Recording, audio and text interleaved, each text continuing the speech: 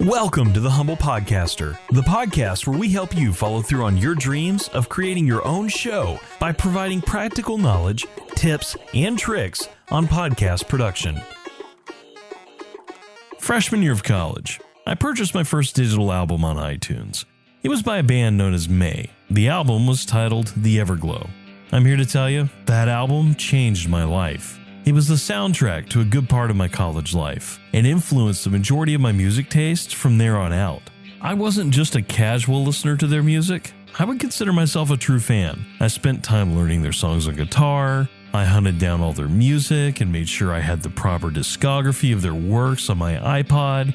And when they came to town, I made sure to buy tickets. And maybe some merch as well. I've seen them several times live. I'd take road trips with friends to go see them in small venues, pretty much whenever I could. And years later, I even bought the Everglow on vinyl. Yeah, I'm that guy. Now, they're currently on a bit of a hiatus, but you know the minute they announce new music or a new tour, I'm gonna be there, because I'm a true fan. Just like with music, true fans are an integral part of podcasting. Prior to the pandemic, podcasts would even tour just like bands, so you'd have the ability to see your creators live and in person. And as we return to normal, I think we'll see that make a comeback. I think podcasts are looking to activate that true fan base once again, and live performances offer a great way to make that happen. But I digress. So just what is a true fan? Didn't we essentially cover fans in the subscriber stage? Well, not really. True fans deserve their own category and time devoted to them. You see, a subscriber is simply the first step. They volunteer some money, yes, and or information, of course, in return for access to your content. A true fan, on the other hand, is the person who reacts like, "Shut up and take my money." Yeah, like that guy. A true fan, in other words, will buy anything you produce. To put it another way, they are the "Shut up and take my money" phase.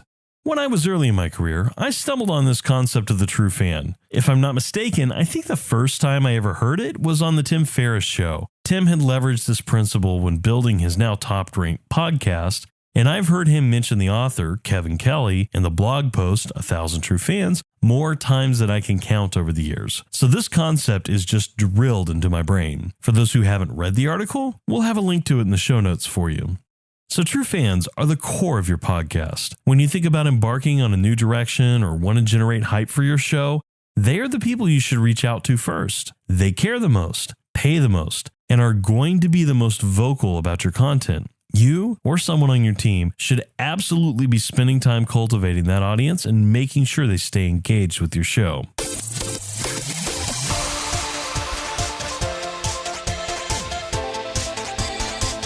So, like anything in the listener lifecycle, we want to know, how do we calculate true fans? The simple answer to that, assuming you have an active podcast, is to look at your top tier subscribers. If you don't have that, based on our research, somewhere between about 2 and 7% of your followers have the potential to become a true fan of your show. You may also have a short list of folks that always engage with your content. If that's the case, as I say that, you probably know the people I'm talking about. Make sure you write them down. Those are your true fans. Now, in Kevin Kelly's article, he specifically says 1,000 true fans. So why isn't that the number we're talking about here? You may be asking yourself. Well, I'm glad you asked. Kelly's premise is built around the idea of being an independent content creator and finding a number that allows you to be financially independent and comfortable so that you can continue to do what you love. If that's you, then definitely go read that article. I am firmly in Kelly's camp when it comes to developing true fans. Done right, it's a great premise and an admirable target. If that's not you, know that the number he comes up with is primarily for the purpose of creating a target that most people can easily aspire to achieve. It's a simple equation, 1,000 true fans that are willing to pay you $100 of their hard-earned money a year. That makes you a gross profit of $100,000. Simple math. Easy to calculate, easy to aspire to.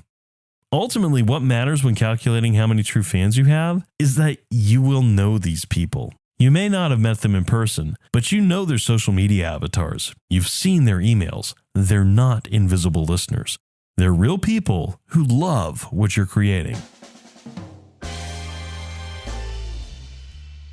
All this is great and good for independent content creators. But what about businesses and brands that have no interest in generating fans and just making sales? Well, frankly, you're probably the type of person that has a Glenn Gary, Glenn Ross, or Wolf of Wall Street quote in their LinkedIn profile. Coffee is for closers, right? Always be closing. Yeah, it's the same with podcasts if you haven't figured it out already. Just think about your follower as your leads. Your goal should be to take those followers and make them subscribers and true fans to close them by selling them on the value of your podcast. Now, your target outcomes might be different for a company-branded podcast, but there is no rule saying you can't, or frankly just plain shouldn't, try to make a podcast worthy of fandom. Done right, your podcast should generate true fans. If not, I challenge you to ask yourself what needs to change in order to get there. True fans are a small but important part of your audience. Left unattended, their fandom will wane. If you engage with them, make them feel appreciated, and leverage their love of your content to create new things, you'll ultimately find success with your show. One of the best parts of knowing and having true fans is that they are the people most likely to share your content with other people as well. The more true fans you can make, the larger your audience will become because they will be amplifying your voice. And even if it doesn't grow to enormous proportions, there's still a lot you can do within a niche to be successful if you're engaging with those folks. So get out there, engage with your true fans, grow your audience, and see just how far your podcast can take you.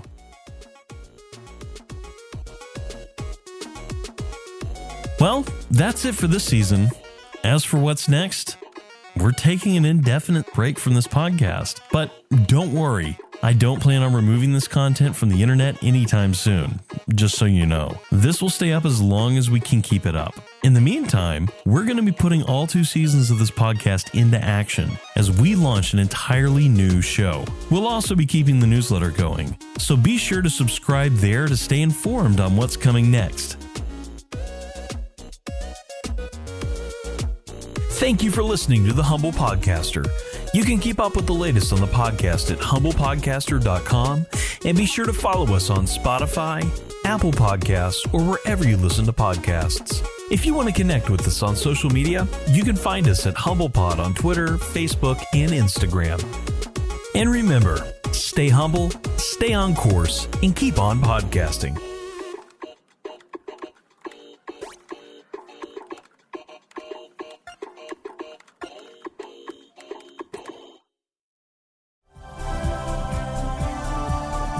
This has been a Humble Pod production. Stay humble.